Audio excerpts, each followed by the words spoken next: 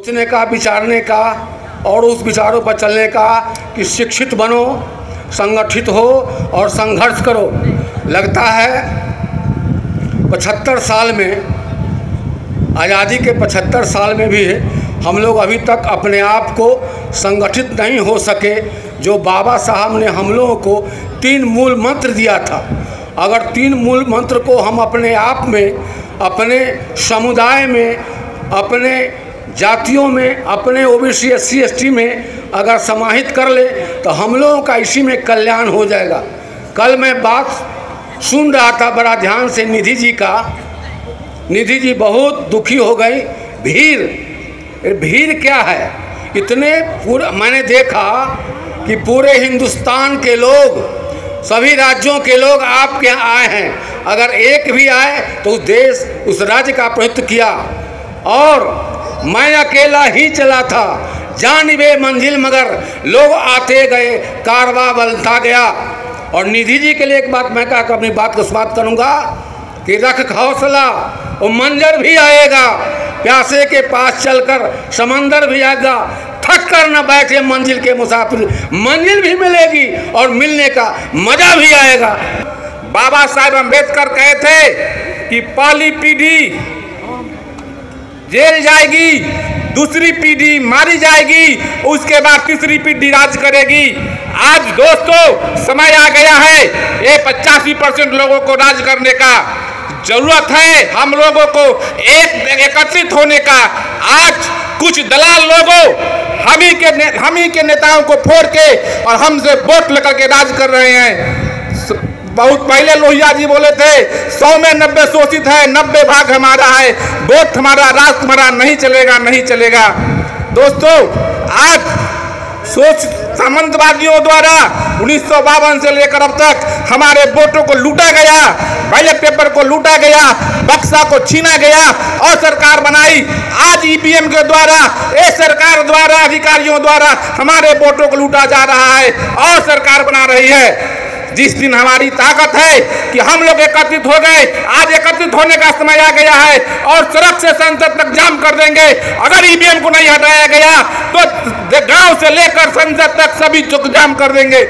दोस्तों EVM के द्वारा हमारे वोटों को छीना जा रहा है और जबरदस्ती सरकार बनाई जा रही है। आज हम 100 में 90 भाग शोषित है और चंद लोगों को, इस देश के 3% आबादियों को EWS आरक्षण दे करके हमारे अधिकारों को छीना जा रहा है। दोस्तों अगर अभी भी हम लोग नहीं संभले तो आने वाली पीढ़ी हम लोगों को माफ नहीं करेगा। 90% की आबादी रहने के बावजूद भी हम लोग एकजुट नहीं हैं। इसी का मलाल है कि हम लोग टुकड़ियों में बंधे हुए हैं, बटे हुए हैं, बिखरे हुए हैं और पग पग में, घर घर में, टोले कस्बों में भी बटे हुए हैं। इसी का फायदा उठा रहा है देश 10% आबादी वाले लोग। हमारे अंबेडकर साहब का इशारा है, हर बुक पे, संविधान के बुक पे भी इशारा है, हर स्टैचू में इशारा है। वह एक अंगुली उठा के इशारा करते हैं, संसद की ओर दिखाते हैं। इसका मतलब क्या है? संविधान में सब लिखी बातें हैं, सभी अधिकार को लिखे हैं। आज उन्हीं के बदौलत हम लोग यहाँ भी मंचासीन भी हैं, लेकिन उस अधिकार पर हम लोग अभी कब्जा नहीं कर पाए हैं। आप जानते हैं कि संसद के मतलब क्या हुआ? लोकतंत्र में वोट देने का अधिकार दिए और वोट के माध्यम से लोग संसद में पहुंचते हैं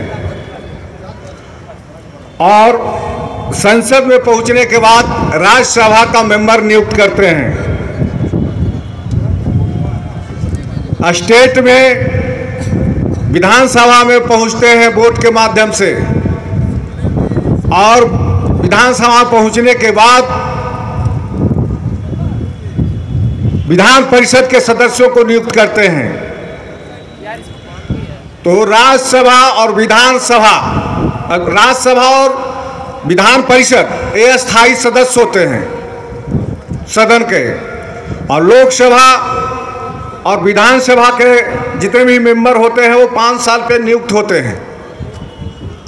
अगर ये चारों सीट पर हम लोग जब तक कब्जा नहीं करेंगे तब तक हम लोगों को चिल्लाने करने लड़ाई दंगा प्रसाद और धरना प्रदर्शन करने से कुछ हासिल होने वाला नहीं है। इस बात को गांठ बांध लीजिए। और आप जानते हैं कि विधायपालिका सर्वोपरि है। जब विधायपालिका पर आप कब्जा कर लीजिएगा तो न्यायपालिका और कार्यपालिका पर भी कब्जा करने में कोई देरी नहीं लगेगी। और जब ही सब पर कब्जा हो जाएगा तब माई का लाल कोई भी नहीं है। वो सब जिस तरह से हम लोग पर कोड़ा बरसाता है, हम लोग भी उस पर कोड़ा बरसाने के लायक हो जाएंगे। लेकिन इसकी आवाज हम लोग को गांव कस्बे तक जाना चाहिए, दूर दुनिया में जाना चाहिए, हर स्टेट में जाना चाहिए। कोर कमेटी बननी चाहिए, नेशनल कमेटी बने, कोर कमेटी स्टेट का बने और इसी बैनर को हम लोग बुलंद करें। तब हम लोगों को 90% की हिस्सेदारी का हक बाखूबी मिल जाएगा। हम लोग बाखूबी अपना अपना मताधिकार दे करके छीन लेंगे। इसमें लड़ने झगड़ने की कोई आवश्यकता नहीं है। अगर 554 सीट है तो 554 सीटों पर हम चाहते हैं कि इस बैनर तहत चुनाव लड़ा जाए लोकसभा का। इसकी तैयारी 24 में होनी चाहिए और 24 कोई ज़्यादा दिन नहीं है। अगर इसकी तैयारी हो गई तो 524 सीट पर अगर हम लोग चुनाव लड़ते हैं, अगर 350 भी आ जाते हैं तो 90% 543 और हम लोग 90% आबादी इस पर राज करेंगे और अपने स्तर से राज्यसभा में भी आदमी नियुक्त करेंगे और विधानसभा में भी नियुक्त करेंगे, विधान परिषद में भी नियुक्त करेंगे।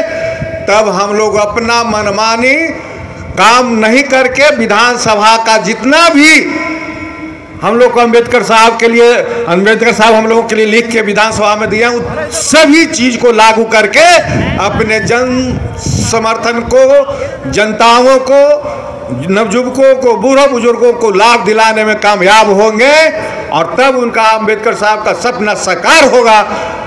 यही मैं आपसे गुजारिश करने आया हूं और कहने आया हूं। इसलिए मैं चाहता हूं कि पहला घोषणा मैं करता हूं, बिहार में अप्रैल में मैं जम्मू क्षेत्र में जो झारखंड का बॉर्डर भी है वहां कार्यक्रम करने का ऐलान करता हूं और आप लोगों को इस मंच से सादर आमंत्रण करता हूं कि आप लोग भी बिहार में भी देखिएगा। जन सैलाब मैं ला दूंगा और ये जन जन का आवाज हर जगह फैलना चाहिए। ये मंचा सिंह के जितने भी कार्यकर्ता उन सब तमाम कमेटी को भी मैं धन्यवाद देता हूं जिन्होंने एक बहुत बड़ी सोच के साथ और बड़ी हृदय के साथ और बहुत ही उत्कीर्ण भावना को रखने के लिए इन्होंने एक कार्यक्रम किया है कि पूरे देश में संदेश जाए। तो उस संदेश को हम सभी को मिलकर जितना भी आए हैं अपने हाथों पर लेकर के गांव कस्बे में फैलाना शुरू कर दें आज से, तो निश्चित रूप से हम समझते हैं कि 24 की तैयारी हो जाएगी और 24 की जब तैयारी हो जाएगी तो निश्चित रूप से हम लोग कामयाब होंगे और अम्बेडकर साहब का सपनों का साकार करेंगे। अगर आपने अभी तक हमारा चैनल सब्सक्राइब नहीं किया है तो सब्सक्राइब करें और घंटी का बटन बिल्कुल भी दबाना ना भूलें ताकि सभी लेटेस्ट खबरें पहुंच सकें आप पे सबसे पहले।